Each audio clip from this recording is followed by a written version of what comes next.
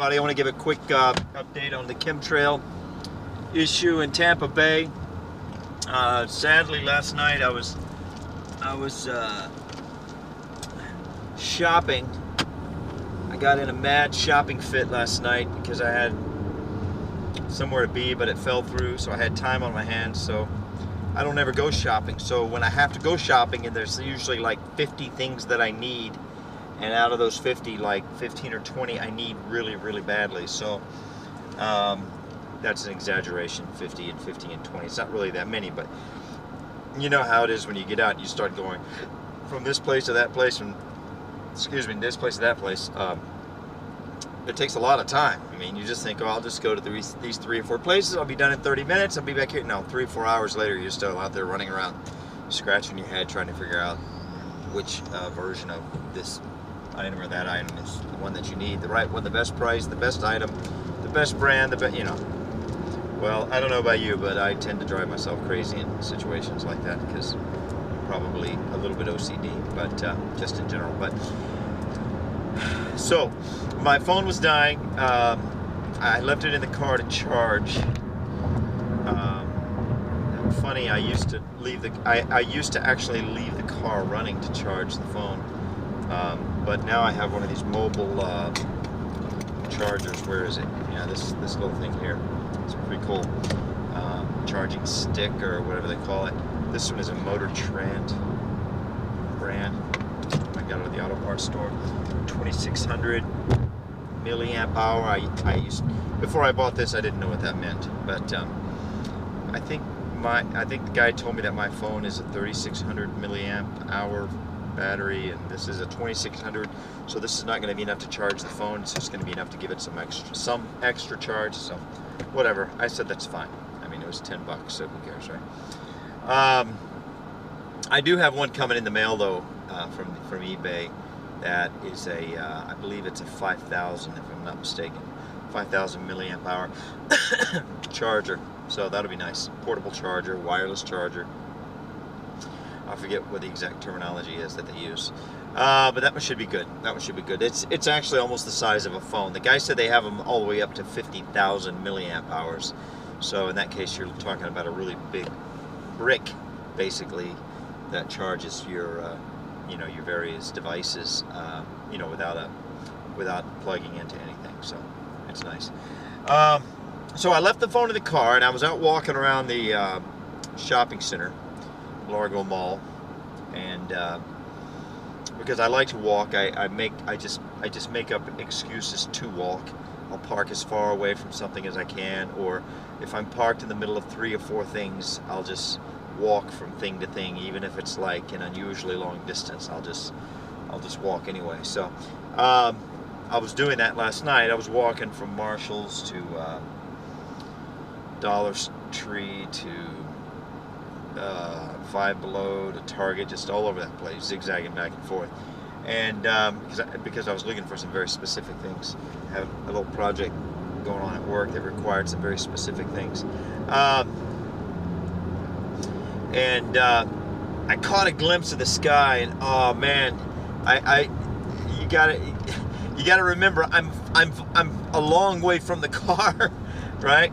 And it was late, and I was tired, and I still had a lot of things left to do, and a lot of places left to go, and so I mean, I'm just out, and I go here, and I'm like, oh, and I plan in advance to go to 4 places, but I get to the second place, and I remember another place, so that makes 5, and then I go to that place, and I remember another place, and I make 6, and then pretty soon it's just like I only planned to go to 4 places, but now I have 9 places to go to. It's just, it gets out of control, trust me.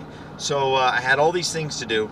The things that I had planned on doing were just like multiplying, because this place didn't have what I needed, so now I have to go to this other place, and this place has what I want, but I have to go to this other place to see if they have the thing that goes with that, and will they match, and blah, blah, blah, blah. So I was getting all frustrated, and it was late, I was tired, I had a lot of things left to do, but I looked at the sky, man, and it was like insanity. So you got to remember that this is all, I used to never give this a second thought. I used to never give this chemtrail thing a second thought.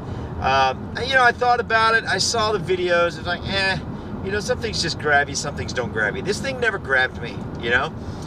Some of the other conspiracy stuff that I've looked at recently, like there's one out there called a jet fuel hoax, and that is where the theory is that some of the more advanced air passenger jets, they don't use jet fuel. They're actually using some secretive air compression technology, and you know, I mean, I watch them, and there's the couple of 2 or 3 videos I watched they were very well produced, and they were very compelling, and I could see where they're coming from. They talk about the wings being cantilevered, you know, which a cantilever is just basically where in engineering or in architecture, it's when you have something that just sticks straight out into the air, you know. There's nothing supporting it. So I can't think of an architectural example, but you know, they exist. I mean, they're not common, but they're not, I guess, uncommon. They're somewhat uncommon. Somewhat, I guess I would have to say. I don't see a lot of cantilever designs around. I mean, I'll definitely be keeping an eye out now, but I have to admit that I don't see a lot of them. So the thing that I find pretty compelling is this, is that, as you know, and I am digressing here, so this is an indulgent digression. I hope you will allow this indulgence. As you know, as everybody knows, they say, of course, that the fuel for the airplanes goes in the wings. Well, some of these really modern airplanes have these extremely narrow wings, you know, extremely like slim, trim design.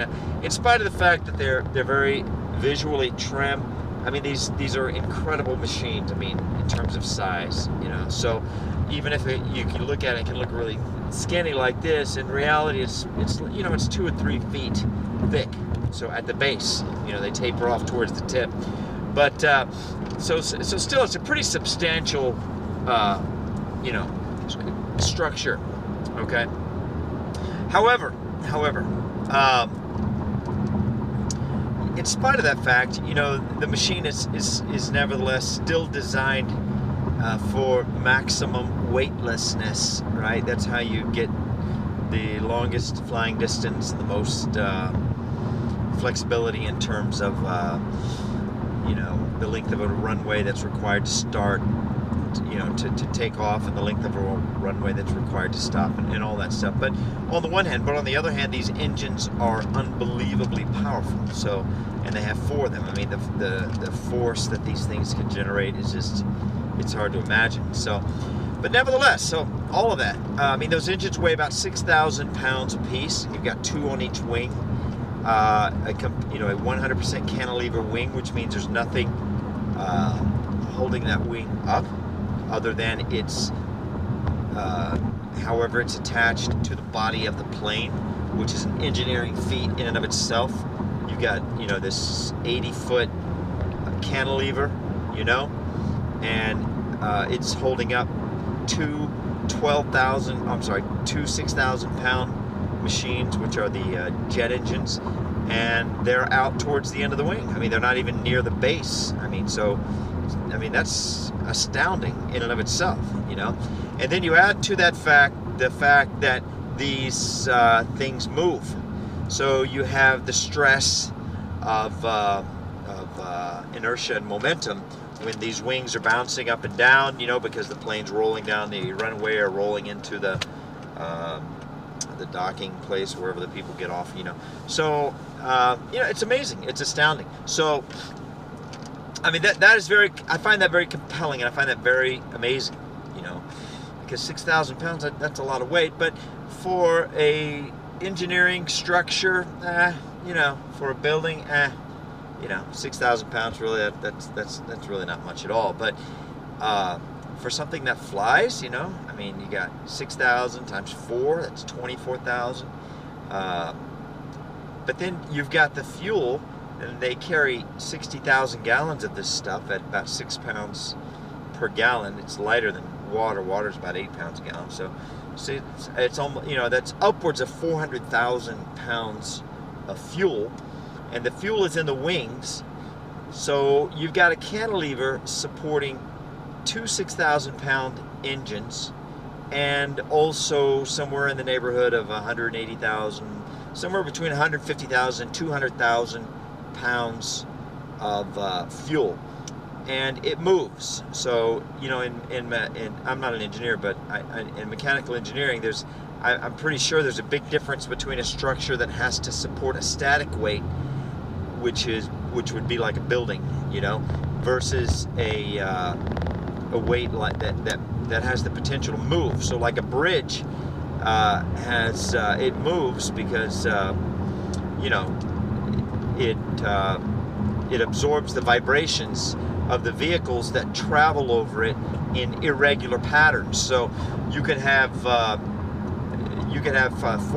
50 cars, or you could have 20 dump trucks. I mean, you don't. So there's a big and each one of these vehicles creates different kind of vibrations. Sometimes those vibrations can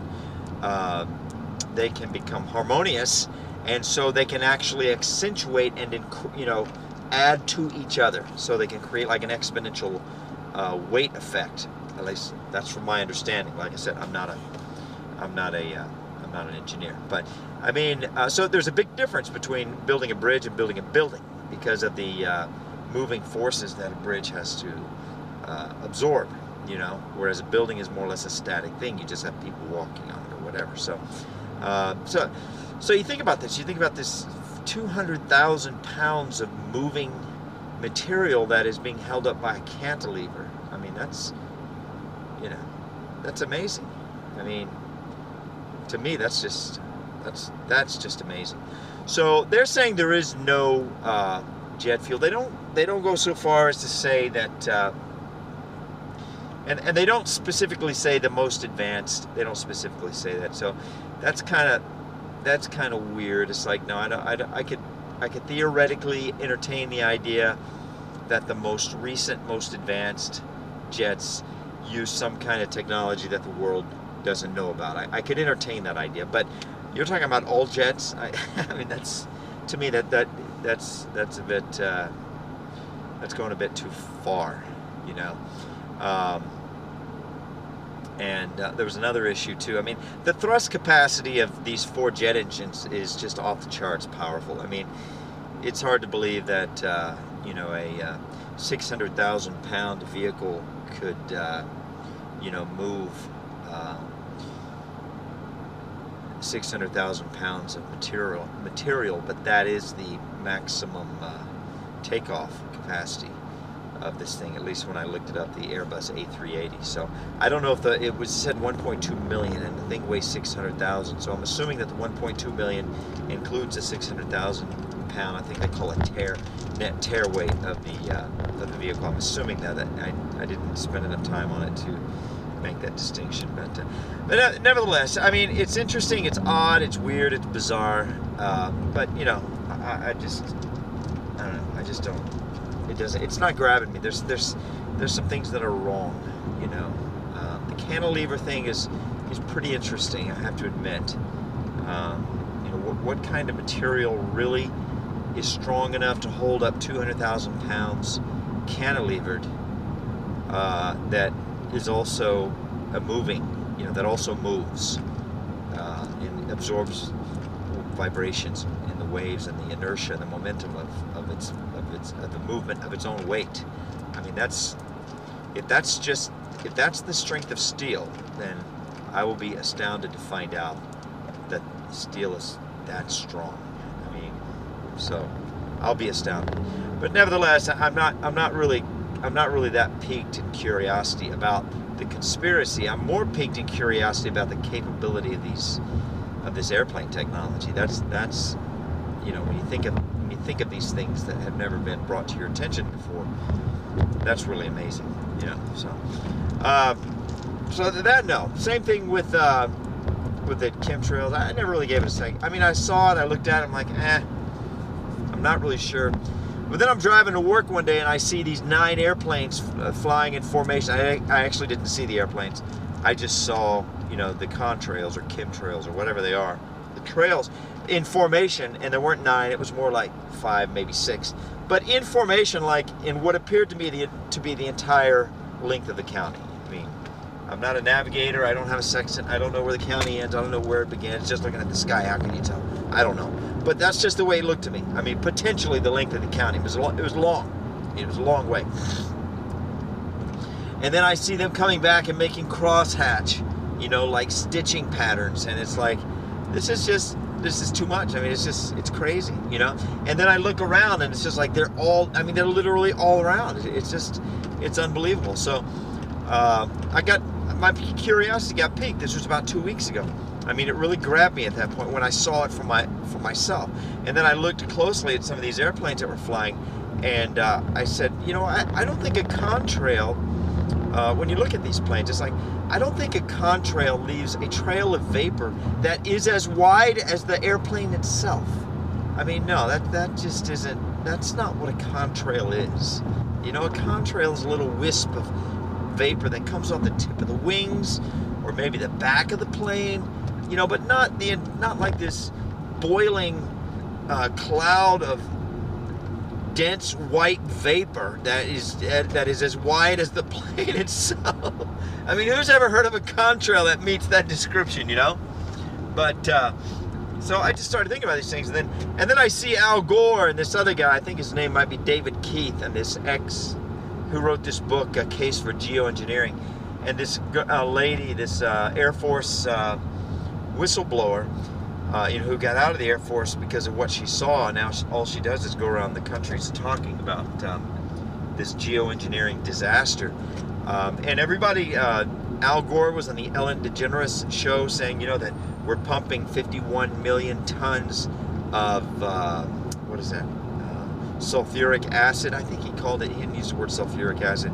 I think he called it maybe sulfuric dioxide, maybe. Obviously, I'm not a chemist either. I'm not an engineer or a chemist. I'm a guy with a Facebook account. But the hive mind, you know. I'll hide behind the hive mind. So now the David Keith guy, I think his name's David Keith. He did use the term. If it was him, I think there might have been a third guy as well. One of these guys did use the term sulfuric acid on the you know, Stephen Colbert show, and Stephen Colbert repeated the phrase sulfuric acid like 10 times as part of his, you know, comical monologue or dialogue with this guy.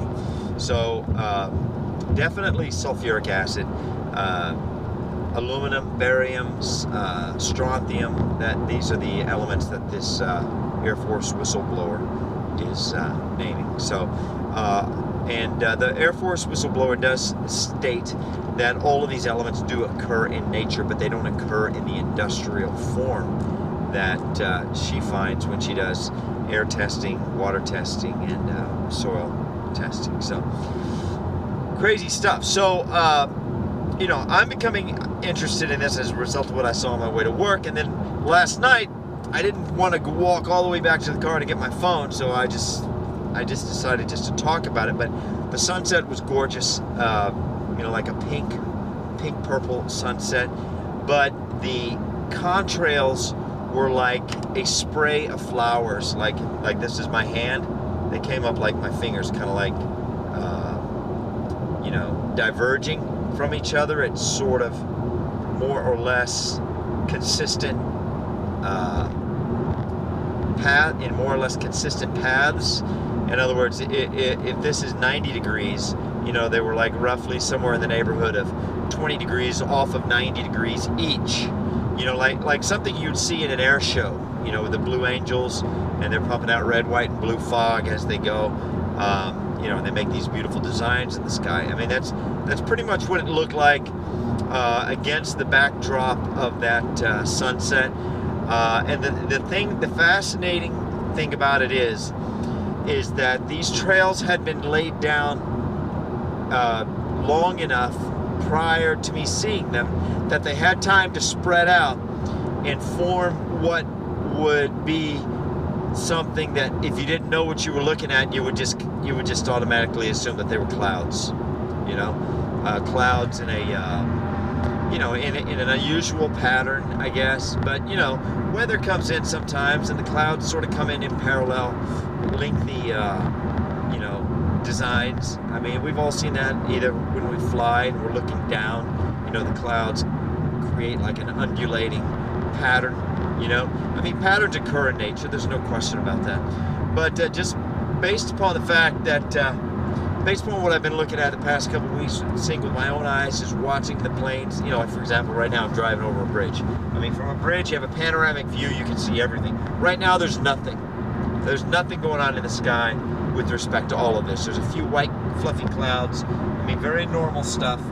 I don't see anything right now at the moment that would lead me to believe that they've been doing any chemtrail patterns today. I just, you know, if I look closely, look harder, keep looking, maybe I'll start to see it, but I don't think so. I mean, this just looks like normal clouds to me, you know.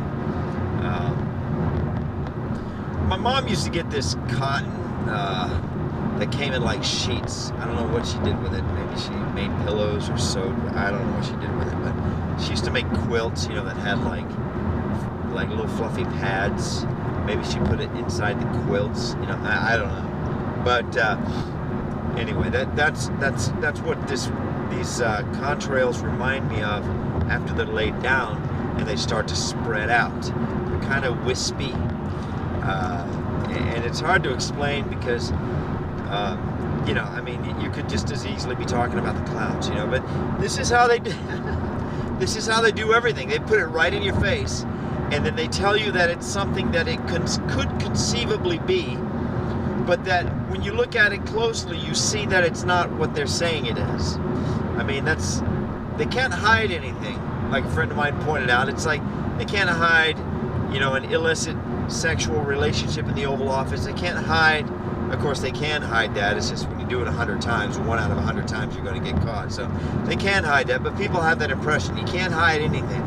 And I guess to some degree, they're true. That I mean, they're right. I just think it's more accurate to say that it's difficult to hide things. I don't think that it's possible to say that they cannot hide things. I mean, actually, I think that's very incorrect, extremely incorrect. It's just difficult, you know, and then you have to consider also the possibility that for every one thing that you find out that they tried to hide, they successfully hid 99, you know, or successfully hid 9. So I think we're kind of kidding ourselves when we say just because we've discovered something that means they can't hide anything. I think we're kind of kidding ourselves when we say that. But anyway, that's basically it. I mean, that is, like I said, it was like kind of like my fingers are, like a spray of flowers, more or less, in the sky. They sort of met, more or less. Did they start out parallel in wind patterns? You know, were these trails 10 miles long, and the wind patterns that were at one end of the trails below those together, and the other didn't get, you know, and that's why I doubt it. I mean, it was too crisp of a pattern for me to just assume that, you know, the wind blew the trails together at one end. It didn't look like that. It looked more like the planes basically, you know, started out at the same place, you know, maybe a half a mile apart, or 1,000 yards apart, or 2,000 yards apart, whatever, and sort of diverged out from each other at like I said, roughly 20-degree angles. And then at some point they just turned off the whatever it is that they turn on to make the trails, and the trails just stopped very cleanly. You know, so there was no cross-hatching, there was no cross-stitching last night, but it's astonishing, it's astounding to see the percentage of the sky that they can cover. I mean, you would never in a million years assume that airplanes can cover, for example, 40% of the visible sky. I mean, that's just, it's inconceivable, really, that, I mean, it's just inconceivable, you know. And this lady, Kristen Megan, I think is her name, Kristen Megan, in this video the same video where they show Al Gore on the Ellen DeGeneres show saying that the sky isn't going to be blue anymore, you know, she says that, you know, because she's speaking out, that she's got people that she's got pilots coming to her, she's got people that work on the airplanes, people that load the canisters. It's amazing. And we sit back and we assume, we sit back and we fail to recognize or think about the fact that, hey, if these people, whoever they are, God only knows, if these people will spray us with sulfuric acid, right? If they'll spray us with sulfuric acid and kill 1 million people in their efforts to save the planet from this fake global warming thing, you know, if they'll spray us with sulfuric acid, do you really think they wouldn't go into a school and shoot up 17 kids? You know? If they'll kill 1 million people and know that they're doing it and not consider the possibility that their calculation might be off and they really are killing 10 million people, you know, or maybe they're killing 10 million and they're telling us it's 1 million. I mean, who knows, right? Do you really think they won't go into a school and shoot up 17 people or 17 kids or, you know, 200 kids or 300 kids or, you know, I mean, God only knows what they're capable of. If they're capable of that. The only saving grace that we have is the fact that we have the ability to hold them accountable. You know, because if we couldn't hold them accountable, there literally would be no limit to the atrocities that they would commit. I mean, at the end of the day, if you consider yourself to be somebody who sits and perches over hundreds of millions of people that make up civilization, and you're responsible for, you consider yourself to be responsible for the welfare of these people, and you look at yourself as like God or a God, you know. What's the difference between killing 17 people and 17 kids and, you know, and 170,000 just people, you know, where 50,000 of them are kids? I mean, what's really the difference? It was interesting not Al Gore, but the guy that Stephen Colbert was interviewing in this video. He said, you know, we do this and 1 million people in the world die as a result. And Stephen Colbert, of course, is a comedian, and so he says, Stephen Colbert says, okay, and this is good or this is bad? You know, as a comic type of a question, you know. And the guy says, it's bad, it's horrible, you know. But you could read between the lines, at least I could. And it's the way these Council on Foreign Relations people, these Annenberg Foundation, all these foundation people, all these 4th and 5th generation billionaires, all of these Al Gore types who basically consider themselves to be proxy gods, you know, responsible for the welfare of the earth. You know, they're not happy to go out and, you know, they're not satisfied, or they're not happy to go out and help a person or help a few people. So, oh no, I've got to help a ton of people because it's all about me, you know. And it's about the number, it's not about the person, you know. Whereas my conviction, you know, is that God's call upon our life is really quite different, and that is that to come to terms with the fact and to embrace and to digest and ingest and digest and to assimilate intellectually and in every way, spiritually, emotionally, that a single person is of infinite value, you know. So there was nothing shameful whatsoever in saying that you help a person, you know. As a matter of fact, that's our calling, you know. Again, as far as I'm concerned, our calling is to help a person. So if you devote your life, the entirety thereof, to helping a person, and that person is of infinite value, and your life is obviously a finite value, at least a finite duration, and, you know, however you want to break that down, is your life of infinite value, or is it your soul, your spirit, or whatever, without getting into the weeds of that sort of hair-splitting analysis. You know, the duration of your life is finite, but you're transmuting and transmitting quality, right, into the life of another person, and that person is of infinite value. I mean, you get an infinite return on your investment, you know. But it's the sickness of our age to be these to have this little proxy God disease where we think we have to go out and help a lot of people. I helped, I have a number 102. I helped 102. It's like the number really isn't relevant. We're not on. This isn't our calling from God. Isn't an ego trip for us. I mean, it's not designed to be an ego trip. It's designed to be a thing of devotion, and humility and self-sacrifice and